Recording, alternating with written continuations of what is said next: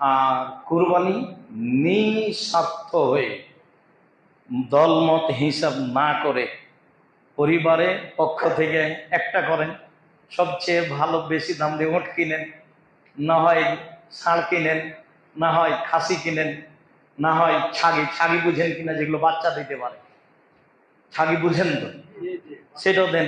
আর না হলে ভেড়া ভেড়ি বুঝি তো, সবচেয়ে কম দাম একটা দেওয়ার চেষ্টা করেন।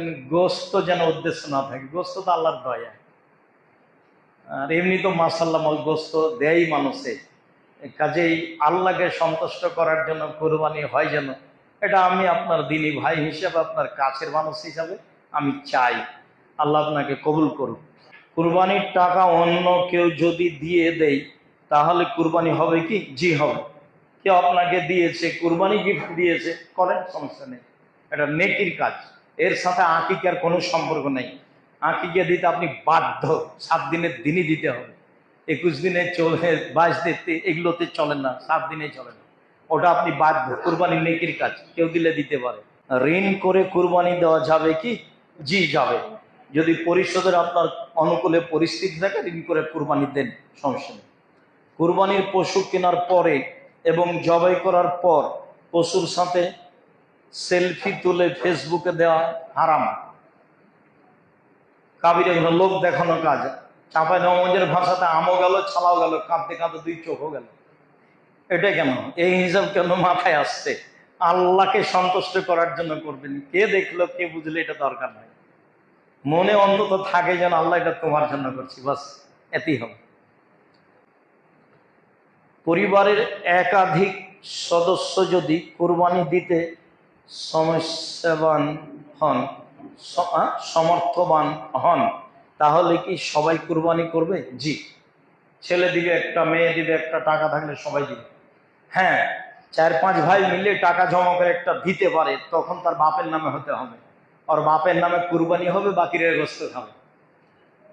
আর সবার টাকা আছে, সবাই দেখ, আপনার স্ত্রীর টাকা আছে, ওইও দেখ, এটা নেকির কাজ। বুঝতে পারেননি কথা? এটা নেকির কাজ, যার নামে হবে তার। পরিবারের মালিক যখন হবে একা, পরিবার বলতে বুঝেন ভাত ভিন্ন যখন, পরিবার ভিন্ন তখন, অন্ন ভিন্ন যখন, ভাত ভিন্ন যখন, পরিবার ভিন্ন তখন। সারা বছর ভিন্ন খায় আর কুরবানি দিয়েছে 3 ভাই একসাথে, এগুলো নয়, এগুলো কাজ করিয়েন না। জি, সবাই মিলে করতে পারেন। আপনার মায়ের নামে, আপনার বাপের নামে কুরবানি হবে, সবার নামে ছাগল হোক। কোন মহিলারা কি পশু জবাই করতে পারবে? জি পারবে, কুরবানিরও পারবে, এমনিও পারবে, গরু ছাগল সবটাই পারবে। বুখারী মুসলিম, অনুকূলে হলে জবাই করবে, না অনুকূলে না করবে। বুখারী মুসলিম, মেয়েরা জবাই করতে পারে, হায়েজ অবস্থাতেও পারে, মুরগি পারে, ছাগল পারে, গরু পারে, হাদিস বুখারী মুসলিম। প্রশ্ন করেছেন আরেক ভাই যে ঋণগ্রস্ত ব্যক্তিকেও কি কোরবানি দিতে হবে? ঋণগ্রস্ত ব্যক্তিকেও কি কোরবানি দিতে হবে? জবাব, প্রথম বিষয় হলো কোরবানি এটি সুন্নাতে মুআক্কাদা। কোরবানি হচ্ছে সুন্নাতে মুআক্কাদা, যার সামর্থ্য হয়েছে সেই কোরবানি দেওয়া উচিত। যিনি ঋণগ্রস্তটা কেমন সেটি দেখতে হবে।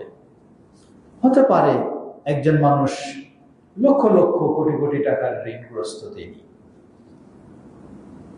তার জন্য হয়তো এই মুহূর্তে একটা ভালো গরু কিনে কুরবানি দেওয়া কষ্টকর। আমরা বলবো ইসলাম আপনার জন্য বাধ্য করেনি, এটি অপরিহার্য নয়। তবে যদি আপনি কেউ 15-20 হাজার টাকা দিয়ে একটা ছাগল কিনে কুরবানি দেন, তাহলে আলহামদুলিল্লাহ, কমপক্ষে আপনার বড় কষ্টকর হবে না, কিন্তু আপনার একটা ইবাদত, সেটি যথাযথ পালন হবে। কারণ কুরবানির সাথে যেমন এটি একটি ইবাদত রয়েছে, তেমন পরিবারের সদস্যদের, প্রতিবেশী, অসহায়, দরিদ্র, মিসকিন সবারই অধিকার রয়েছে। আল্লাহু তাআলা। দ্বিতীয় বিষয় আপনি প্রশ্ন করেছেন যে 5 ওয়াক্ত সালাত আদায় করে না, তার জন্য কোরবানি কতটুকু প্রয়োজন বা গুরুত্ব রয়েছে। জবাব, 5 ওয়াক্ত সালাত হলো ফরজ, ফরজে আইন, ইমানের পরেই সবচেয়ে বড় ফরজ হলো 5 ওয়াক্ত সালাত।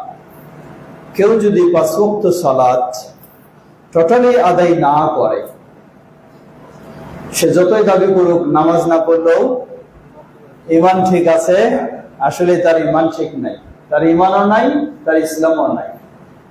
সালাত না পড়লে ইসলাম নেই। এখন যে ব্যক্তি 5 ওয়াক্ত সালাত পড়ে না, জুমাও আসে না, তার কোনো কোরবানির প্রয়োজন নাই, কারণ সে মুসলিমে না, তার কোনো কোরবানির প্রয়োজন নাই। এটি সে সামাজিকতা বা আনুষ্ঠানিকতা করছে মাত্র। কারণ কোরবানির হুকুম নিয়ে কিছু মতভেদ রয়েছে। কেউ বলেছেন সুন্নতে মুআক্কাদা, কেউ বলেছেন ওয়াজিব। সবচেয়ে বেশি যারা বলেছেন কি বলেছেন? ওয়াজিব। আর সালাত হলো ফরজে আইন, ফরজ না খালি ফরজে আইন। মানে ফরজে আইন মানে কোনো ব্যক্তির এখানে ছাড় নাই, সবাইকে ব্যক্তি হিসাবেই করতে হবে। অর্থাৎ 5 ওয়াক্ত সালাতের যে গুরুত্ব দেবে না, পড়বে না, নাই, 5 ওয়াক্ত নেই, জুমাও নেই, তার কোনো কোরবানির প্রয়োজন নেই।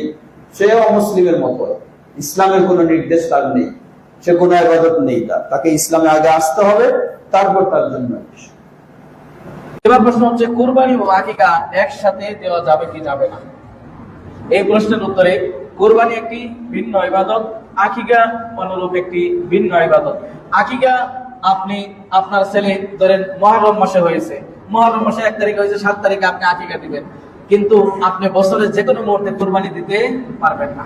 কুরবানি নির্ধারিত সময় আছে।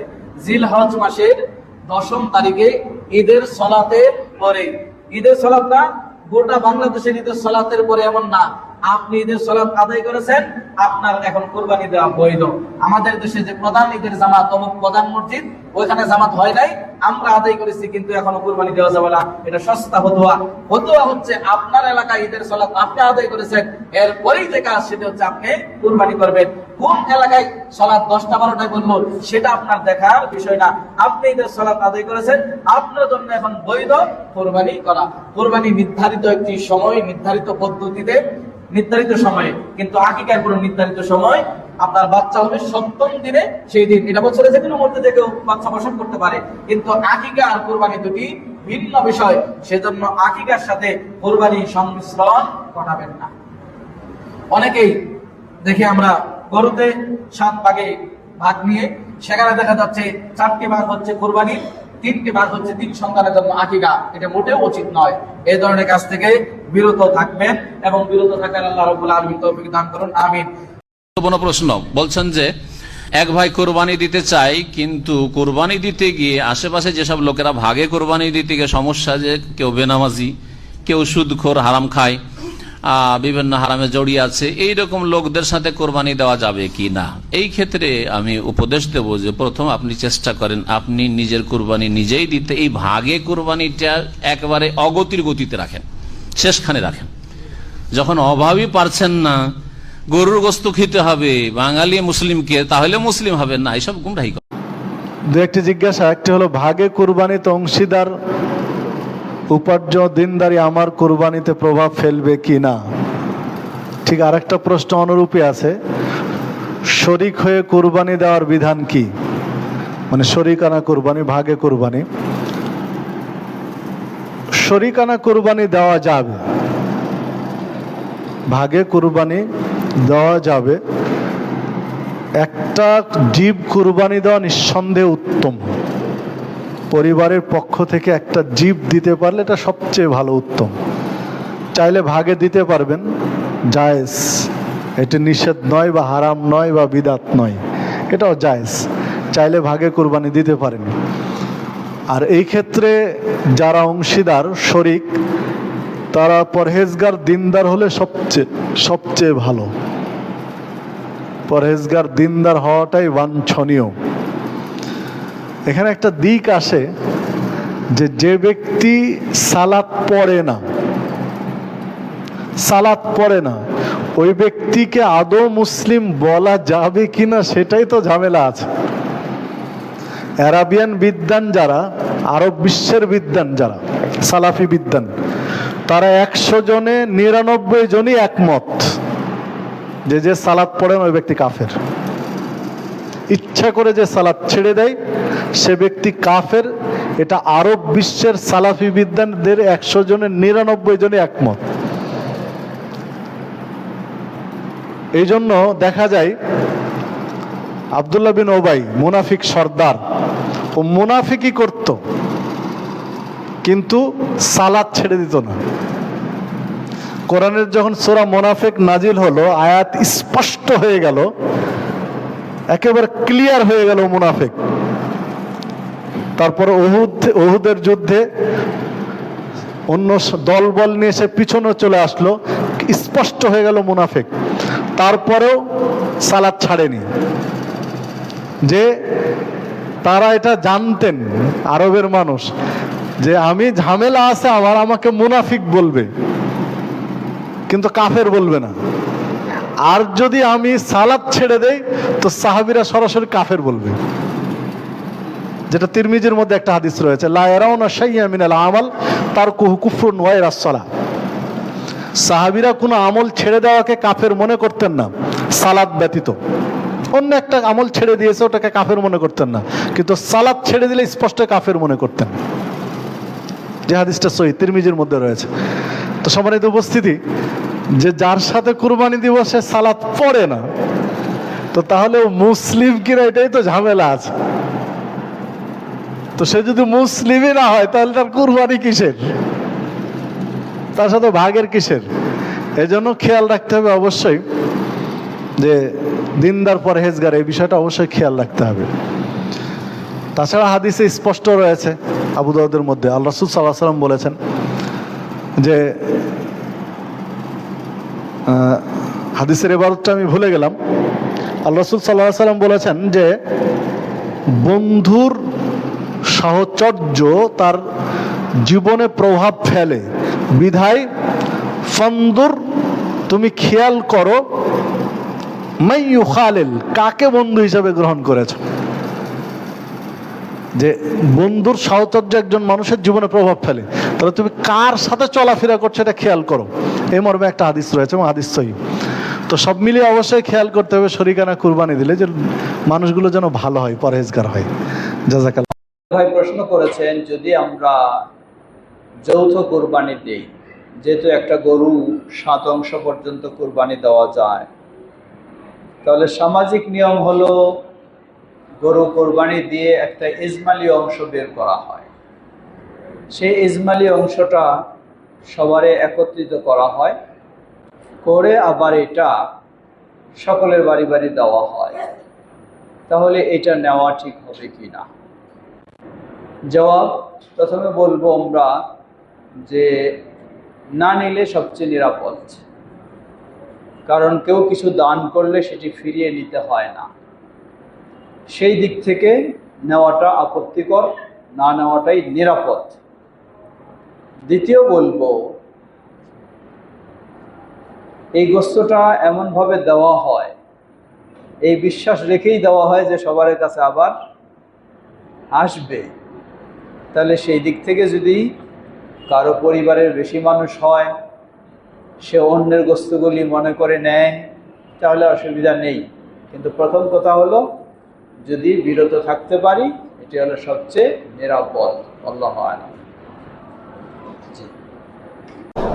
কোরবানির চর্বি বিক্রি করা ঠিক কিনা?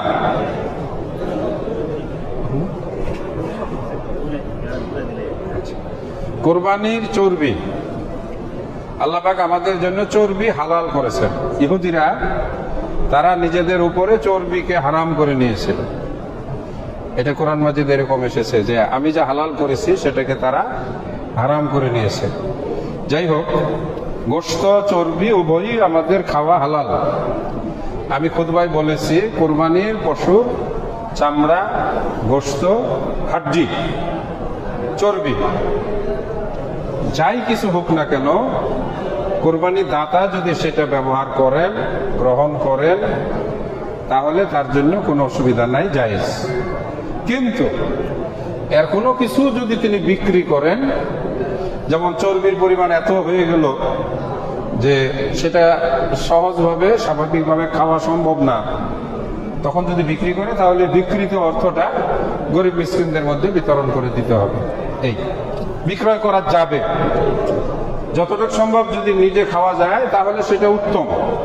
কিন্তু আলহামদুলিল্লাহ আমাদের গরুর এত চর্বি হয়, যারা 8-10টা কুরবানি করেন, যে 1-2 মণ শুধু চর্বি হয়ে যায়, তখন এটা বিক্রি করা ছাড়া কোনো উপায় থাকে না। একটি পরিবারে বাবার ইনকাম আছে এবং মায়ের লক্ষাধিক ক্যাশ টাকা এবং 50 বারের মতো স্বর্ণ অলংকার আছে, সেক্ষেত্রে কি দুইজনের জন্য কোরবানি দেওয়ার প্রয়োজন আছে নাকি পুরো পরিবারের জন্য একটি পশু যথেষ্ট? নর্মালি যেহেতু একই পরিবার এবং স্বামী স্ত্রী দুইজনের সম্পদ আছে, এজন্য একটা দিলেই তাদের সুন্নাহ আদায় হবে, কিন্তু একটার মধ্যে সীমাবদ্ধ থাকা ঠিক না। যেহেতু দুইজনের সম্পদ আছে, এজন্য তারা একাধিক পশু কোরবানি দিবে, কারণ তখন সম্পদের কারণে একটা দিলে এটা একটু বখালতি হয়ে যাবে, কৃপণতা হয়ে যাবে, কিন্তু সুন্নাহ আদায় হয়ে যাবে। কোরবানিকে আমরা ওয়াজিব মনে করি না, বিশুদ্ধ মত হলো এটা সুন্নাহ, সুন্নতে মুআক্কাদা। তো সুন্নতে মুআক্কাদা হিসাবে একটা দিলেও সুন্নতে মুআক্কাদা আদায় হয়ে যাবে পরিবারের থেকে একটা। কিন্তু উত্তম হলো যেহেতু এখানে তাদের দুজনের সম্পদ আছে, তো 2টা দিবে, অথবা বড় আকারে গরু একটা দিবে দুজনে মিলে, এরকম মানে এইভাবে ইয়ে করে দিবে, তাহলে এটা তার সম্পদের শুকরিয়া।